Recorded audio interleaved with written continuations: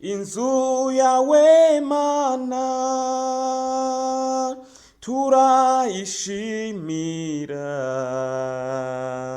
niho yuhurira nabo wakijije, duteraniramo gusenga Uwiteka, tukamwaturira ibitubabaza,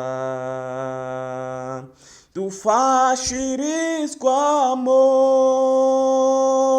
n'ijambo ry'Imana,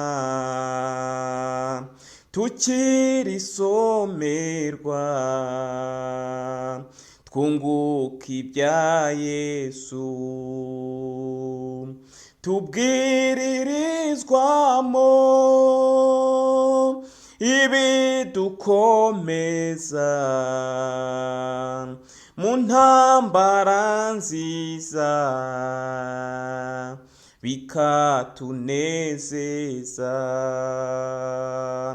tuharirimbira ishimwe rya Yesu, twagera mw'ijuru tukazarushaho, mw'isugi undindisha kubana n'abawe, nzaguhimbazanye nabera mw'ijuru, mw'isugi undindisha